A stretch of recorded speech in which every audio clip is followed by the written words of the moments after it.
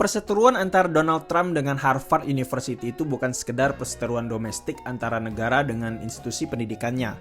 Tapi lebih dari itu, ini menjadi indikasi dua hal penting yang bisa saja mengubah landscape politik global. Pertama, dunia sekarang mengalami polarisasi global imbas konflik Israel-Palestina yang pecah sejak Oktober 2023 lalu. Strategi ofensif dan brutal Israel yang merenggut puluhan ribu nyawa nyatanya memperkuat dukungan dunia atas Palestina. Negara sekutu yang dulu dikenal getol membela Israel sekarang mulai melemparkan kritik. Beberapa di antaranya bahkan tanpa ragu menyuarakan kemerdekaan Palestina. Sesuatu yang belum pernah terjadi sebelumnya. Suara itu juga muncul dari dalam kampus. Harvard adalah salah satu kampus yang menjadi corong suara kemerdekaan Palestina. Siapa sangka kritik keras justru datang dari tubuh Amerika sendiri, negara sponsor utama dan terbesar yang terus menjilat pantat Israel. Namun pemerintah Amerika ini bertindak serampangan.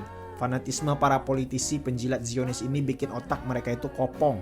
Dikiranya kritik itu hanya digerakkan oleh mahasiswa internasional. Awalnya mereka meminta data mahasiswa internasional yang belajar di Harvard. Tapi karena sifatnya konfidensial alias rahasia, tentu data itu nggak bisa dikasih sembarangan. Apalagi jika hanya dilandasi oleh sentimen golongan. Lalu mereka bikinlah kebijakan yang mencabut izin Harvard untuk menerima mahasiswa internasional.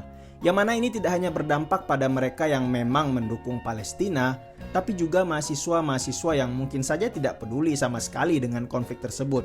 Kedua, Amerika itu udah nggak layak lagi disebut sebagai wajah demokrasi. Kalian pikir pembungkaman sipil yang terjadi sekarang itu terjadi karena presidennya Trump? No, aksi pembungkaman terhadap aktivis Palestina bahkan sudah terjadi sejak jabatan presiden masih dipegang oleh Biden, yang katanya berasal dari partai yang progresif. Sampai sekarang Amerika bahkan belum mau untuk sekedar mengakui Israel sudah bertindak berlebihan. Ini konsekuensinya besar loh, reputasi Amerika bisa menjadi taruhan.